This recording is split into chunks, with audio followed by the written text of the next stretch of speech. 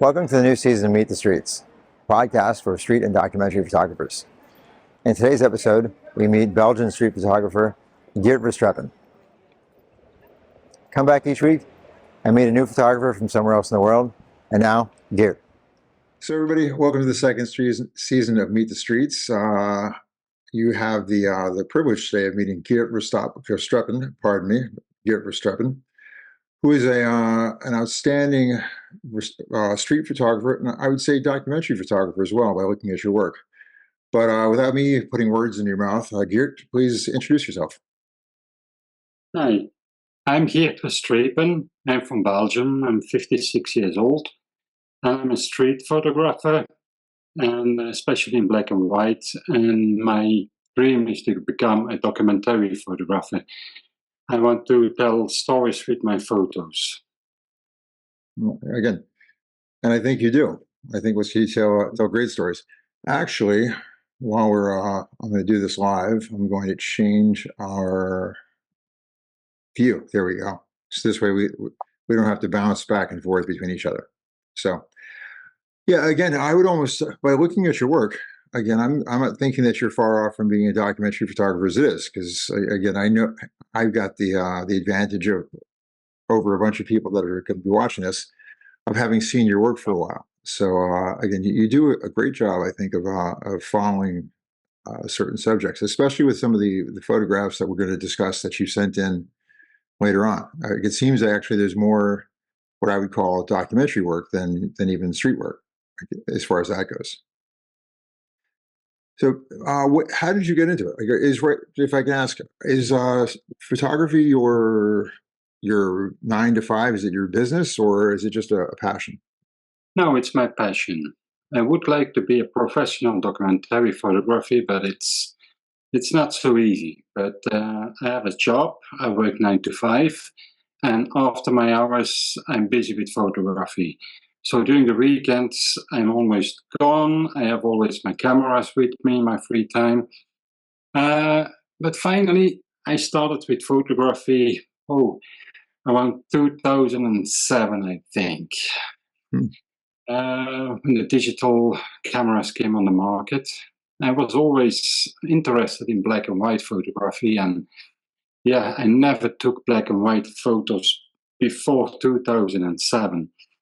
At 2007, I started to buy magazines about black and white photography, and I started with urban exploration. Abandoned buildings, photographing it, architecture, and then followed some courses to go on.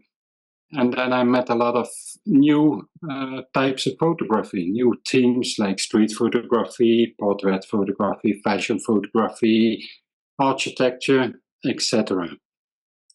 And that's finally I went on to long exposure photography. No. Yeah, but that was, you need a lot of time for long exposure photography, going to the coast, water, waiting, it takes a lot of time. And then one day I bought a rangefinder camera, and it was always my dream to have a range camera. And I finally started using it. In the beginning, I was a little bit disappointed about the camera, because it didn't give me the same result as a DSLR, So quite quietly I started to work with the rangefinder camera and with a fixed lens on it, and it changed another world for me. I had to move, I had to see the position, and finally I get to street photography, and then finally documentary photography, and that's all the things that I love to do, especially like I said before, making photos is one thing, but giving a story with making photos is another thing, and that's a passion for me, making photos and telling a story with my photos. I find it very important.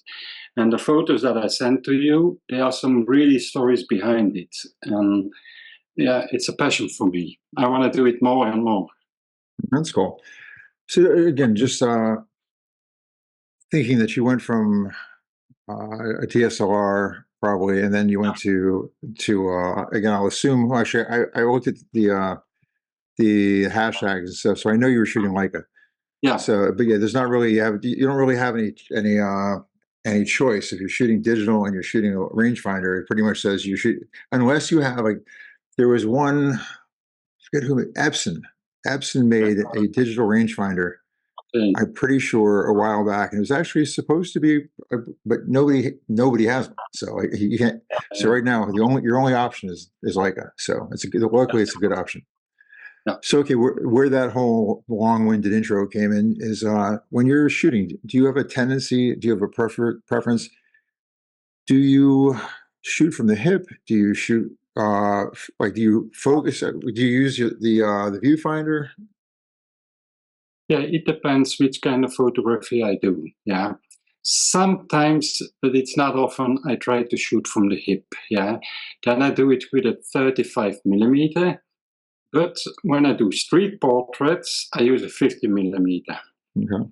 I use a lot 50mm as a fixed lens. Yeah, but sometimes I use my 35mm also. Yeah. Okay. So 50 is your go-to. Yeah, 50 is my go-to, and I focus, and I try to make one photo. Yeah, I'm not the guy who's clicking always because I don't like it. I make the photo, and the photo has to be good from the first time, or maybe I do a second try, but I'm not the guy who clicks on it. I'm not the paparazzi guy. Yeah. So again, you're in good company with if I recall, Bresson was big on it, the 50mm. Yeah. And so you don't have, again, if you're using a 50 in the street, so you don't have a lot of leeway. You have to get it right or it goes wrong quickly. Yeah, that's true. Yeah. So that's cool. So then that pretty much answers the next question I was going to follow up to that, whether you focus or you zone focus. So I'm assuming that you probably intentionally focus. I focus intentionally, but like I said before, when I shoot from the hip with the 35mm, then I do zone focusing. Yeah, it's more easy because otherwise you can shoot and you don't have much result. And you have to do zone focusing from the hip. There's no other solution for me. Maybe someone else can do, but I agree. Again, most of my stuff's not shot from the hip, but when I do shoot from the hip, actually, even most of my shooting in general is I zone focus, unless I see a subject that I know has time. If I know I've got, again, if it's a portrait, then of course I'll change my aperture and I'll go and shoot or focus intentionally. But the majority of the time, again, I'm kind of running and gunning, so I don't take that many photographs, but I take them quick. And I usually don't have the time to focus, so I go with the zone. Unless, again, I've identified something that I have to work that scene. So cool. Yeah. I'm wondering. So, who were your inspirations? Like, did you just get into this and like, hey, I'm going to make my own way, and you didn't pay attention to anybody, or did anybody that you kind of like look to? I have some inspirations, like James Nachtwey. Nice. A photographer, and he inspires me a lot. Also, Ragnar Axelsson from Iceland, the Icelandic photographer. He inspired me also a lot.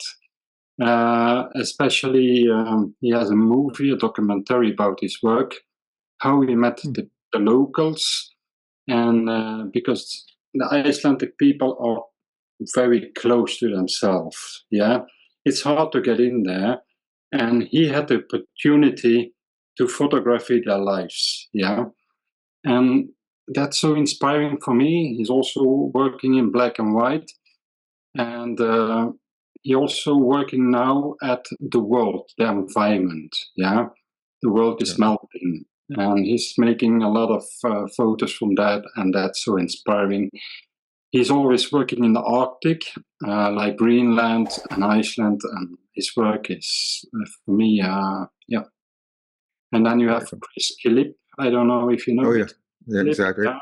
His black and white work. I love it. Yeah.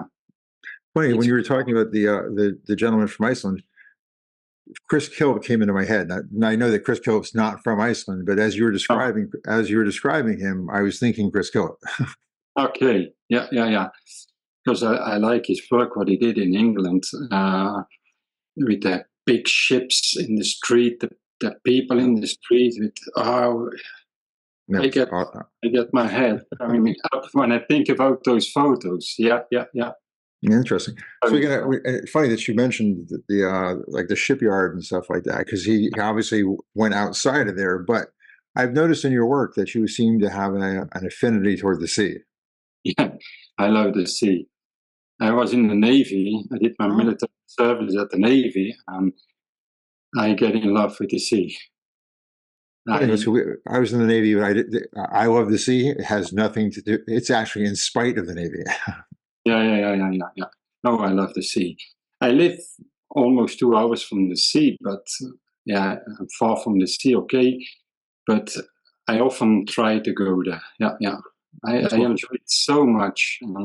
It gets so much inspiration for me to make photos. I always go to the sea and I come back with a lot of photos, and then I have to work on them. I have to think which one I'm going to use, etc., etc. And there's so many things that you can photograph at the sea. It's incredible. Yeah, you have architecture, different. You have the landscape. You have the street.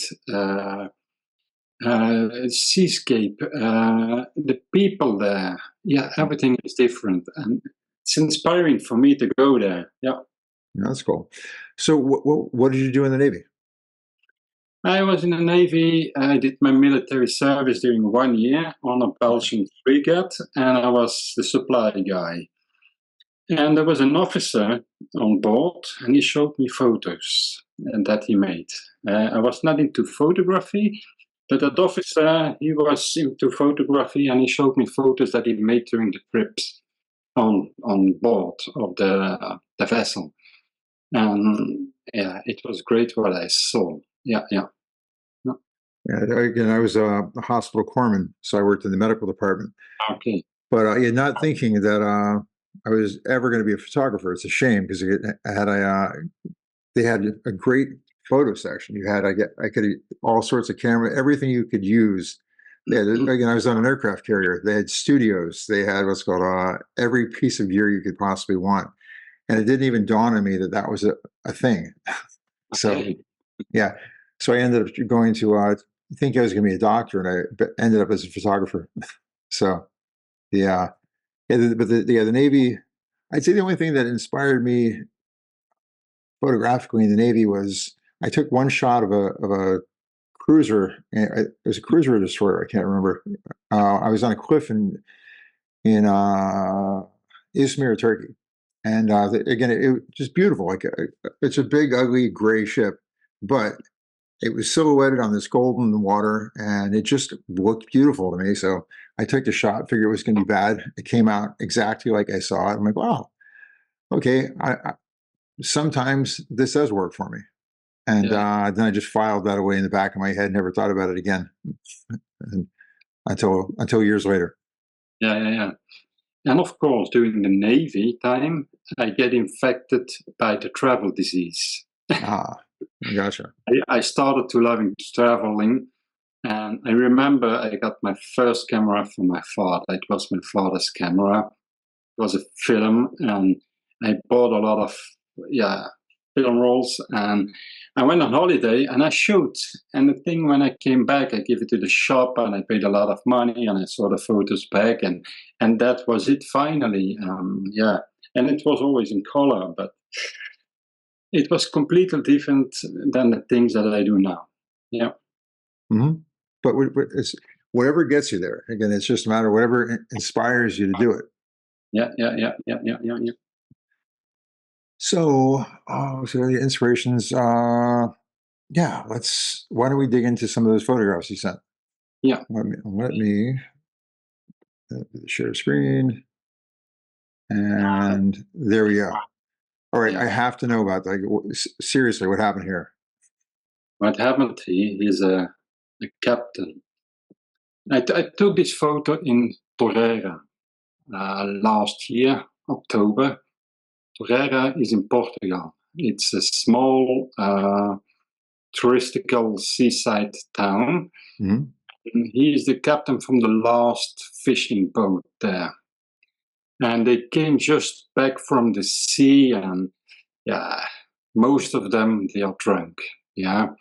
And he was doing crazy things. He was posing and etc. etc. And he wanted that we took a photo of him. So the thing on his nose was a cigarette. He was smoking and he put his cigarette on his nose and then he saluted us. And yeah, it was so much fun, this guy. Yeah. Yeah, I've got no idea how he managed to balance that. Yeah, me neither, but he was sitting on his boat, no, or standing. So yeah. And so this, aside from just everything about this is great, but the perfect timing with that fish like in the air flying from out of the guy's hand. This was a great story. This is Loic. Yeah. He's a French fisherman. He's now retired, but I had the opportunity to go one day on a fishing vessel in Pays de Bégoudin. Pays de Bégoudin is in Brittany in France, and the people over there, they are so proud about their culture. Yeah. And there was a photographer there who invited me to get on this vessel, and I left with those guys at 4 o'clock in the morning, and I came back at 5 o'clock in the evening. And this was when he collected the fish from the nets. They are making a sort. They throw the fish by different species in different buckets. And I was on my knees sitting on the deck, and yeah, I had to click at the right moment when he threw that fish. Yeah, it was Yeah, you great. nailed it. Yeah, yeah. I had a lot of success with this photo. Yeah, yeah. Is this on the same fishing This is expedition? on the same vessel. This is the captain. His name is Fabrice. What's so fun about this photo is that when the nets came in, as captain, he came and looked at the catch. And it seems that the catch was good because he was smiling. There was a lot of fish, so he was happy. And then he go back in his cabin to cruising further the sea. Yeah. And especially, it was just behind the COVID period. Just before COVID, he bought the vessel. So he put a lot of money, he loaned a lot of money, and he had a struggle to survive. Yeah. Because during COVID, it was impossible almost to go out. And then COVID was finally finished now, and he could start working. So they were working with 2 sailors and a captain. So, and the catch was good for him that day. So he was happy with the catch. So finally some money to pay his loan. Yeah. Yeah, seriously, that's rough. Yeah, yeah, really rough. Yeah. That's Loic again. Yeah. He's such a fun guy. He's retired now. But I went 2 years ago. I went back to the port to see if the ship came in, and I had a talk with them. And they told me that Loic is retired, but every morning at 4 o'clock he's standing in the port to see the ships leaving at sea for fishing. And sometimes when there's a sailor sick, he gets on board and he helps the fishermen. Yeah. That's cool. Yeah. So are we going with a 50 or this was a 35? I should a lot of 50 there. It's probably a 50. With me, but I think I should have made my 50, this one. Gotcha. Yeah. Nice. And when I first looked at this picture, I'm like, what? That poor fish is like just collapsing.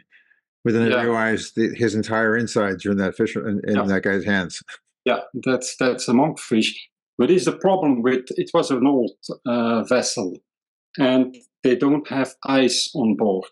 Yeah, Ooh.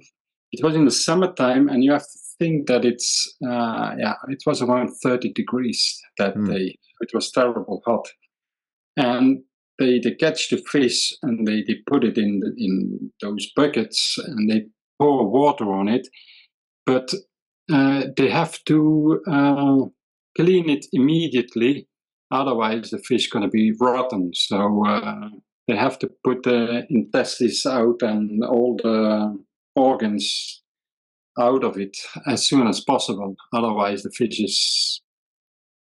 I can imagine. Yeah, so I'm sure the local fish ecosystem there is probably happy to have the leftovers. There's a lot of seagull around flying. Yeah. This is the port of Kivinek. You see on the left side all the tourists coming to look at 5 o'clock in the afternoon when the ships came in. They had to make a tribune. Is it correct? Tribune? That I say a stand on the left side. They had to make it because before you could walk there as a tourist, but there are so many tourists now. They have to protect the fishermen and also the tourists themselves because it's dangerous to walk there. And it's so busy. They arrive, they load the fish to the docks, and then they go directly to the fish market next door. So I can just imagine them just being. Yeah, I can just imagine what the chaos. If you let these guys down into here, you couldn't push anything anywhere. No. Again, I apologize for talking over you. Sometimes the sound of these again, this whole technological Zoom meeting thing just has a slight delay, and it messes things up. So I apologize for talking over you there for a moment. No problem. This is gorgeous. Yeah. This is the Beach to Defend series. Yeah, the Beach to Defend series, it's Plage Blériot in France. The local authorities decided after many, many years to demolition those beach houses. They don't want them anymore. And I went there and I talked to some people who live there, who are properties of the beach houses, and they told me the stories. They had 1 year to demolition them, and the owners, they did a lot of protest. They went to a lot of courts and they tried everything. They went to the press, but nothing helped. Yeah, so they had no choice on demolition them. And the funny thing is, I don't know if it's true or not, if you agree with the demolition, you don't have to pay. If you not agree with the demolition, you have to pay the local authorities for the work they do. Wow. That's what they told me. I don't know if it's true, but it's just so messed up that it almost has to be true. Yeah. But those typical houses, they are so beautiful in that seascape, landscape in the dunes, and it's so beautiful. What they decide now is they put new ones during 6 months. Yeah, they will put all the same finally. But what did they forget?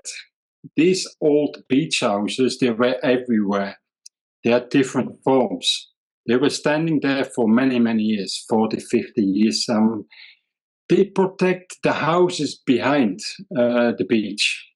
They kept the beach sand against the sea. So now what they have to do, they have to build a wall during the winter time so the sand is not covering the houses. So they do one thing, but they forgot the other thing. That's not the way it works. Yeah, Well, yeah, that's this is an old house that looks like it's on the verge of being covered. yeah, that's the dunes, and like I said before, the wind blows the sand very high, and some are covered halfway, and yeah, Nice. I love to go there, and you see the backs are open. They are used. There are people living in it. Yeah, I have to say, recently I went back. They are all gone. They are all gone. They are all demolished. But they were used. They were used by local people, but also by people who wants to go to England. Yeah, refugees people. They Okay. come from Syria, from Libya, and they wanted to go to England, and they stay in those houses. Yeah. Interesting. So, This is one guy. Yeah. What I find, he was broken. What I mean, he was broken, I think he came from Syria, and he came to Calais, Plage Blériot here, and he stayed in one of those beach houses, and he was eating and drinking a bottle of wine, and he had a bottle of water next to him. And I tried to talk to him, and he was really broken. The human traffickers that were intentionally bringing him to the United Kingdom, they stole everything from him. He had no ID anymore. He had no money anymore. No phone. He had nothing. So he was totally broken. He get this from people by begging for some food and money. And what I find also great about this photo is at the right side, you see the ship. Yeah. This is a ship coming from England and not going to England, but he sees every those boats going to England. It's yeah. that's so And sad. yeah, and I asked him why England, because you can stay in France too. You can stay in another country in Europe too. But he definitely wanted to go to England because everyone is going to England. So yeah, that's what he told me. But Gotcha. now they don't have any more place to stay there, so they have to So, move it somewhere else. So yeah, so what language were you conversing in? English, Okay. English. Let's just say again. So I guess he's got, if he speaks English, then unless he speaks French or another language, then England would be the natural Yeah, place. yeah, I think so. Okay, this was incredible. This guy was cleaning his beach house, and so I talked to him. I said, "Why are you cleaning your beach house? Because you knew it's going to be gone in a few months. They will demolish it." And yeah, he left the beach house so much, and he said, "I have to keep it clean. It's my history. It's my property." And I talked with him about the situation, and he is married, and he said, "When I was married, we bought a beach house, me and my wife, and then we had our children. And it was 40 years ago we bought it, and we came with my children here. And afterwards, when my children were married and we had grandchildren, I came to this beach house with my grandchildren. And now I came with my wife, and they're gonna demolish it." He was so sad, that guy, and he said, "Look, my wife, it's impossible for her to come to this place again. She's sick about this situation. She's really bad sick about the situation." Uh, and he was doing his last things for his property, so for his love, so for the history of his beach house. Yeah, it's terrible. It's terrible. So Yeah. I can imagine you've got such a bond with it that again, you don't want to forsake it up until the absolute last minute. So yeah, yeah, that's horrible. it's Yeah, horrible. that's Yeah, again two sad stories back to back. yeah. Mhm. yeah, you see that was a few months later. I went a few times, and this was one of the machines they used to demolition the beach houses, and you see the people are writing things on those. You are stealing our dreams. We don't forget you. We don't forgive you. That's what they wrote. They are very angry, the people, very, very angry and disappointed in the system. Yeah. Because you say, I'm sorry, go ahead. No, a few kilometers further, it's Sangat. It's another small town. There, the old beach houses are still allowed. I heard. Yeah. So, did you say this is near Calais? This is near Calais. Yeah. Okay, yeah. Interesting. I want to go there one day. Mm-hmm. Okay. Very cool. Yeah, that horse has the head looks almost like it's a hybrid between a moose and a horse.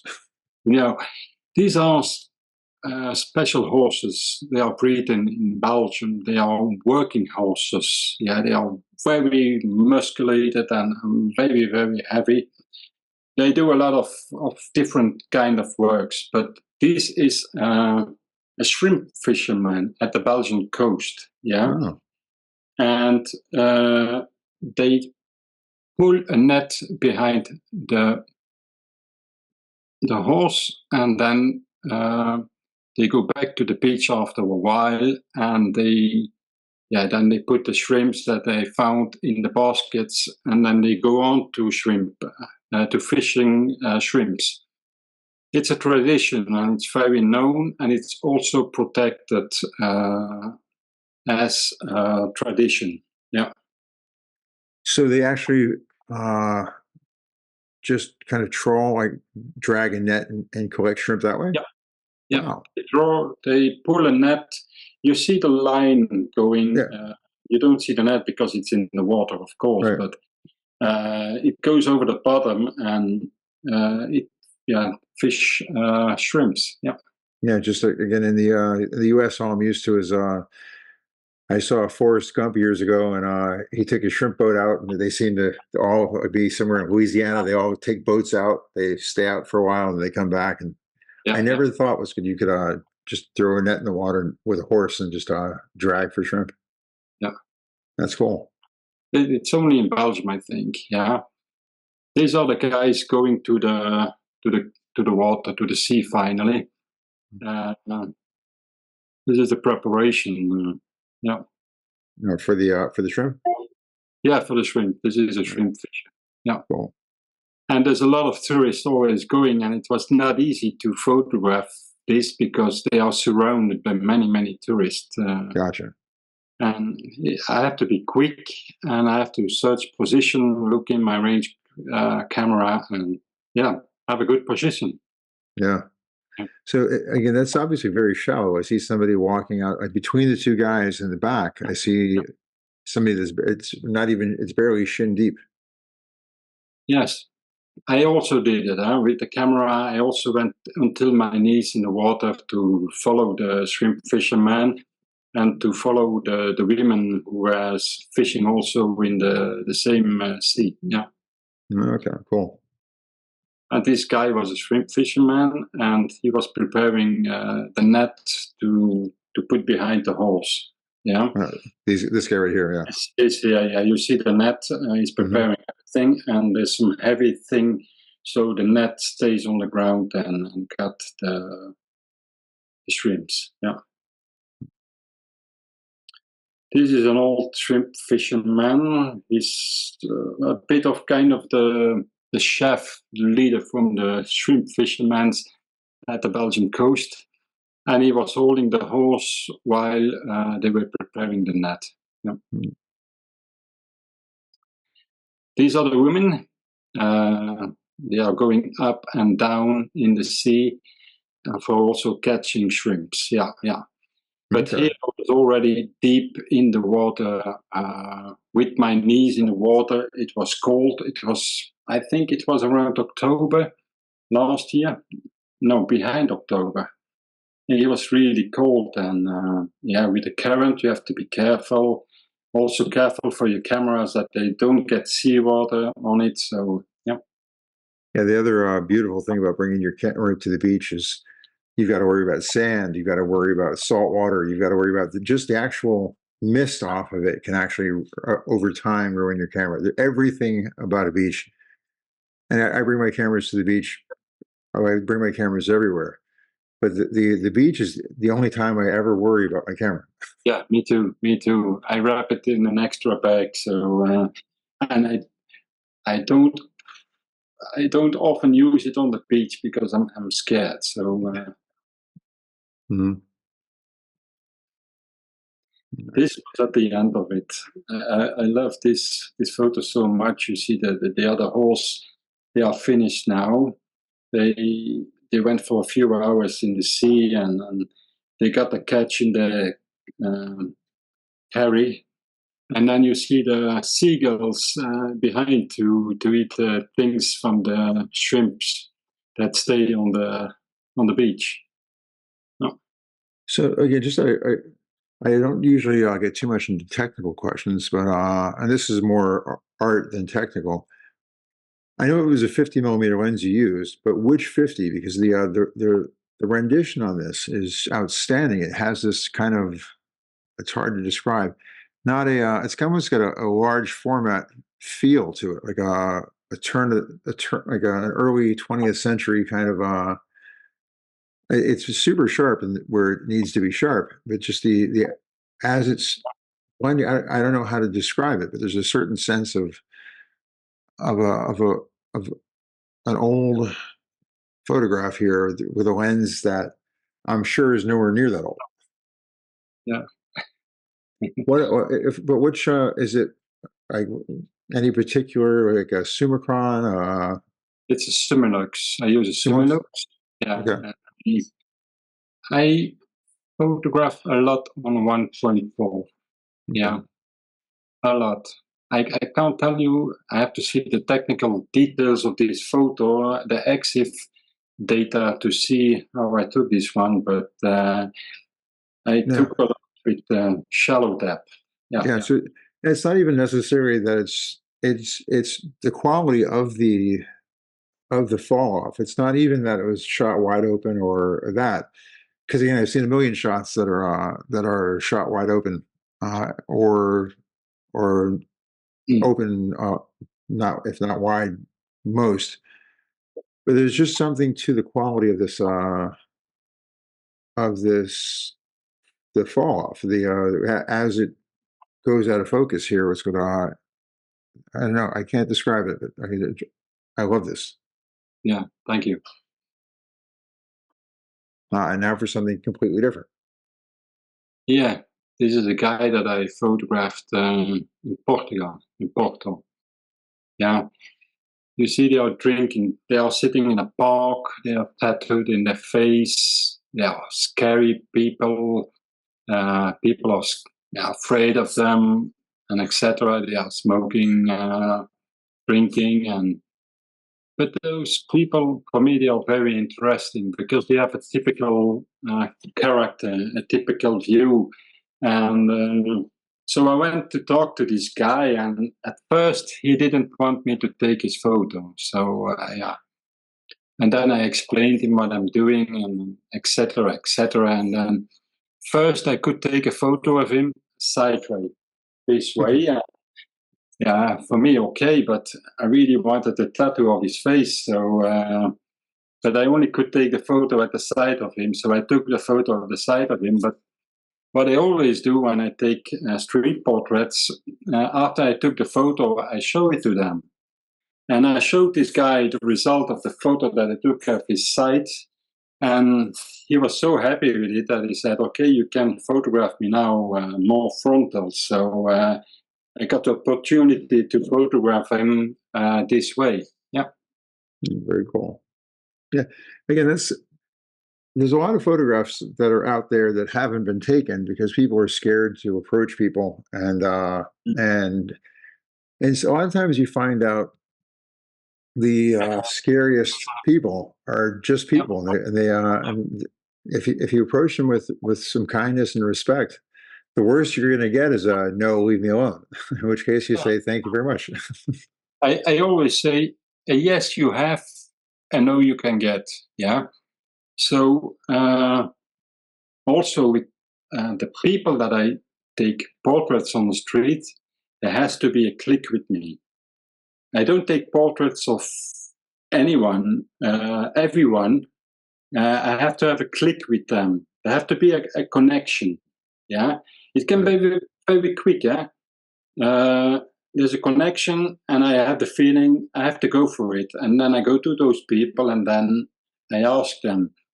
Sometimes I say, I love your tattoos, I love your outfit, you have a nice hat, you have nice sunglasses, and then, yeah, is it possible to take a portrait of you because, yeah, you look so great, and etc. So, yeah. So do you give them any kind of contact information so that you can send them on? Yes, some people, they ask my Instagram, and then I give the details of my Instagram, and then I send the photo via Instagram to them. Yeah. Cool. Yeah, I like to do that.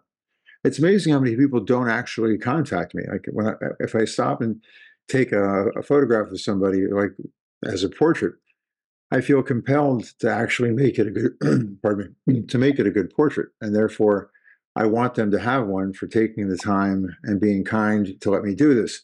And yet, so many people don't have any expectation of even getting something back. So I give them the card, and then they thank me, and then I never hear. So if I'm not, I would say less than 50% of the people who I take a portrait of ever contact me. Yeah, there's a lot of people that are following me and they react to my photos too. Yeah. That's cool. Yeah. Nice. Yeah, that's also a street photograph street portrait that I took in Frankfurt. And for me, the most important thing is that I always try to put the head into a frame. Yeah. Mm-hmm. So the buildings behind it is for me a frame. The emptiness is a frame. Yeah. Exactly. Cool. Yeah, I love to it. It's done in 2 minutes. I went to this girl. I saw her, and there was for me the click. And I said, I go to her, and I said, "Oh, you look so great with your sunglasses. Is it possible to take a portrait from you?" And she said, "Okay." And then I took it and I showed her, and she was so happy about it. So yeah. Excellent. Because sometimes I walk with other photographers on the street and they say, "Hey, look, you have an opportunity." I say, "Okay, it's an opportunity, but there's no click. I don't have the click with it." Yeah. Right. And then I don't take the photo because there's no feeling in it for me. This That makes one, sense. this guy is great. Yeah. I think he must be homeless or something, or he's always sitting on the same market in Portugal, and he's selling pieces of fish nets. Yeah, I think nobody buys them, but he's always there, and I had the opportunity to take his photo, and I think I took this photo maybe 2-3 years ago. Yeah. And what is so funny, a few months ago, there was a Portuguese clothing company that used him as a model. Yeah. Nice. They, like you see him, his beard, his long hair, etc. They put some nice clothes on him, and they put that guy on the beach to make fashion photos from him. So, yeah, it's very strange. But he's Again, the same person. He didn't change. He's still the same person. He's living on the street, or somewhere in a shelter or something like that. But it's great to see that company used him as a model, and it's very beautiful to see it. Yeah. And so now he's got a story that most people don't have, that he was a fashion model. Yeah. Yeah, this is great too. These are two guys that I met in Brussels a few months ago, and I stopped them. because there was for me the click and that face and how he was dressed and everything came together. And I said, stop. I say, I love your look. And then, is it possible to take a portrait of you? Yeah, go on, go on. So this is one click that I made, and that's the result. So I position me. I never ask at my models on the street, like turn around, or it's me. The only thing that I ask, stay still, because it's on 1.4 that I photograph them. So that it's really wide open that I photograph. And the most important thing is that they have to keep still. But I turn around them and they stand still. I never ask them to turn around to make a pose like the hat that he's wearing. He wear it like that. There's nothing manipulated. That's the guy. He was looking like that. I photographed him like he was. Excellent. Yeah, you nailed the eye focus. Like the everything about his eyelashes and the eyeballs are like so sharp. At 1.4, that's tough to do. That's tough to do. That's why I use a VisioFlex. I need it because otherwise it's very difficult to get the eyes sharp. Yeah. But for me, the eyes has to be sharp. Yeah, it was also in Frankfurt in Germany that I met this girl. She was riding on a bicycle and I stopped her and I loved her sunglasses. They were so special, and you see the smile of her. It's yeah. I needed the photo or the portrait of her. Yeah. With a little bit of you in there. Yeah. Love this. Yeah, this is a drag queen. Finally, they were collecting money for donation against sexual diseases. To treat sexual diseases, I think they were asking donations on the street, and they were walking with a group of maybe 10 transsexuals, drag queens, etc. And like you said before, people are afraid to ask the photos. And I went to this person because I will call him a person, and he was asking money, but I never have cash with me. So I said, it's not possible. And I had to discuss with this person to take his portrait. But finally, after a few minutes discussing and showing my style of photography, this person agreed to let him take a photo of him, portrait. Cool. And you see the houses again, the bokeh. Probably the most important thing, that I don't have the background wide open like this. Yeah. And again, the implied lines bringing you right in. Yeah. Is that it? I think that's it on the photos you sent in. Let me just make sure of that.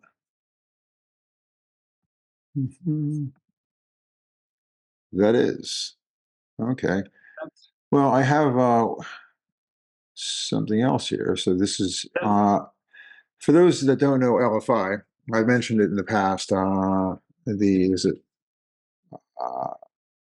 Actually, I'm trying to remember. This is your Instagram. This is your Instagram. Actually, so we'll start here, just to show people.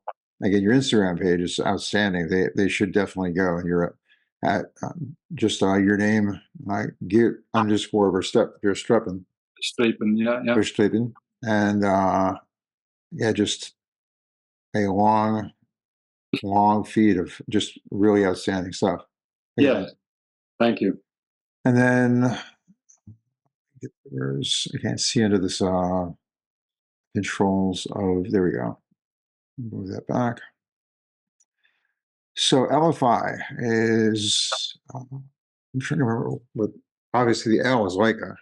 Yeah. I don't actually remember what the FI is. Yeah. But LFI online is a great place for all sorts of information for people that want to know more about the cameras and see what the cameras can do. And you can find by photographer, by lens, by camera, by everything. Yeah, everything. But again, this is your page for people that want to go and check more out. Again, so what's interesting is you seem to. If I know through your Instagram page that you have a collection of LFI uh, LFI whether you Selection. were picture the selections, pictures of the week, or all. You just have a huge amount of photographs that have been recognized by LFI. Yeah. Which is not the easiest thing to do. A lot of people put stuff up there all the time and don't get anything recognized. You got a whole, it seems like probably a wing in the LFI gallery. But I have to be honest that sometimes I'm disappointed too. Yeah. There is not one month that goes by that people ask me, how did you manage to get your photo selected by LFI?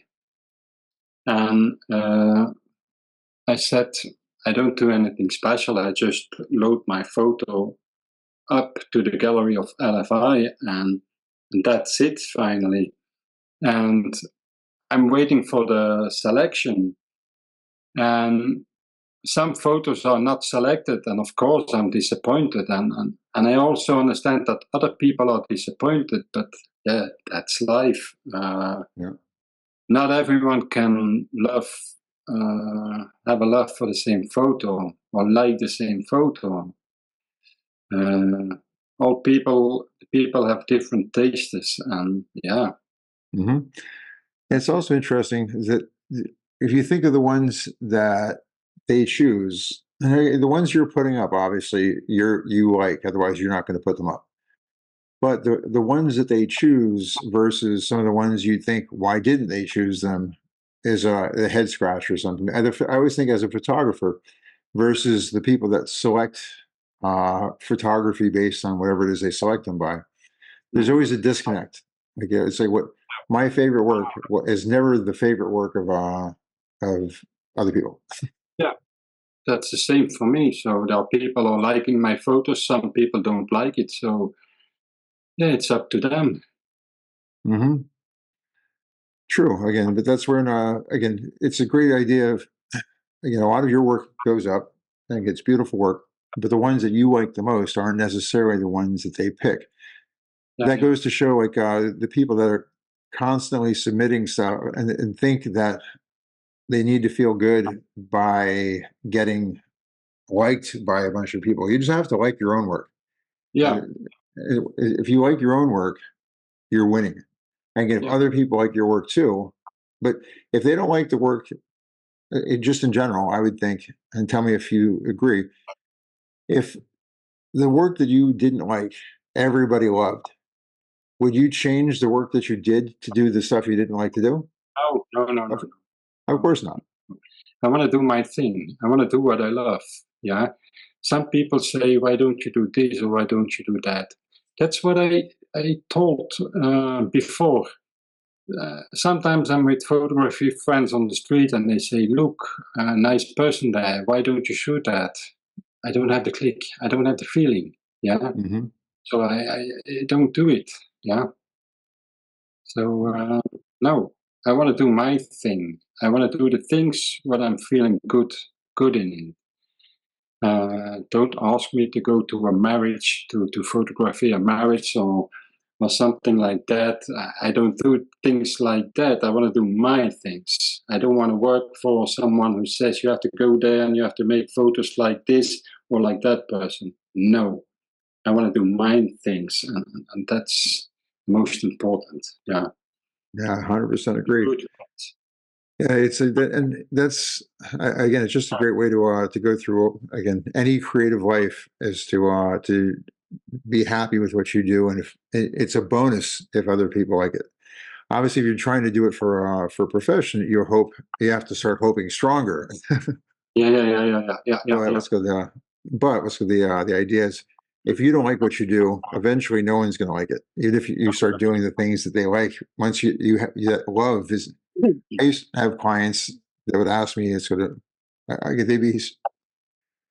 they would be again in shock of like how much I loved what I did, and I'm like, well, the reason I love what I do is because I do it the way I want to do it, and the reason you like working with me is because I'm happy and I do it that way. And if if I wasn't happy, the work would be bad, and the bad work, then I would get hired. It's a bad.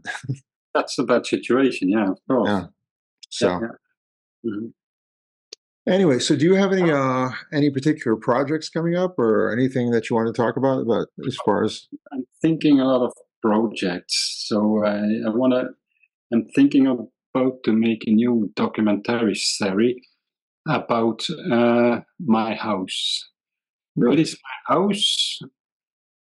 I want to photograph the house of the homeless people. Yeah. I want to build a story about those houses, because some of them they build particular houses. Like in Brussels, I know in Brussels there's a garage, and they use steps. They use all street materials to build the houses in the garage. And I want to photograph those houses and make a story about those houses. I don't want to photograph them, but only those houses, and then make a story. Yeah, maybe before COVID, there was a guy working in a bank or was working in a factory, he had a nice house, and now you see the situation where he lives. Maybe I'm going to do that. I'm already started. I made it already some photos, and I have to see how it works out in black and white, because black and white not always work. So I have to see how it goes. That's one thing. And I have also other projects in my head, but I have to work them out. Yeah, yeah. Cool. All right. Well, I think that's pretty much again the questions I have for you. It's really been great getting to know you. Again, not just seeing your work again day in and day out for a long period of time now, which again is it's a bright spot in the day to see your work, but actually getting to talk to you is even better. Yeah, thank you. So, how often do you travel through? Since you're obviously in the travel up north in France with some frequency, how often do you get around? Obviously, I see you go to Germany, France. You stay in your home. Yeah, Germany once in the month, France once in the month, the Netherlands too, in the weekends. Yeah. Gotcha. So do you typically stay up in the northern part, or do you come down to Paris? Do you go ever travel anywhere else? I go to Paris. Sometimes I go to Paris because I have some friends in Paris. And last year, someone said to me, I was there for Phil Penman. You know Phil Penman?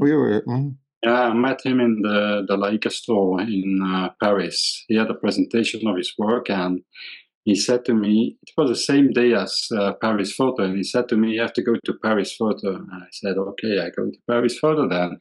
Because he gave me the advice to go there, and I went to Paris Photo, and I met a lot of nice photographers. Joel Meyerowitz, I talked to Joel Meyerowitz, I talked to Matt Stewart, Jane Evelyn Edwards I met, Gary Huivert I met, the Belgian guy too.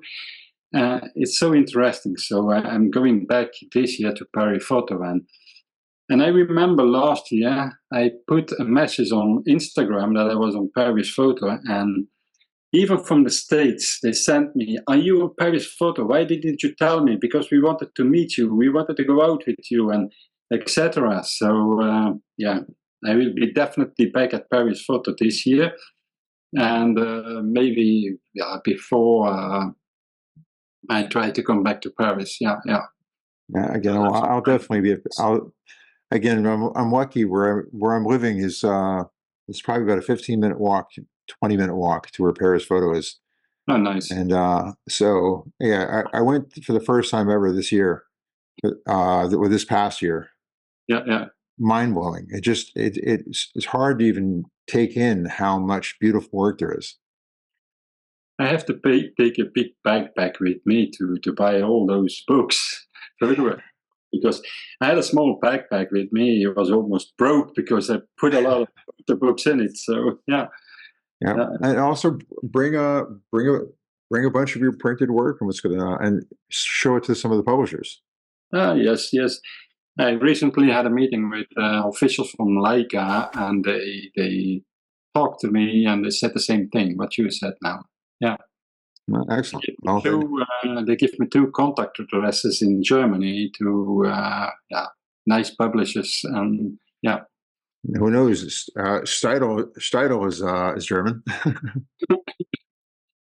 If you get a Steidl contract, that's not a bad thing.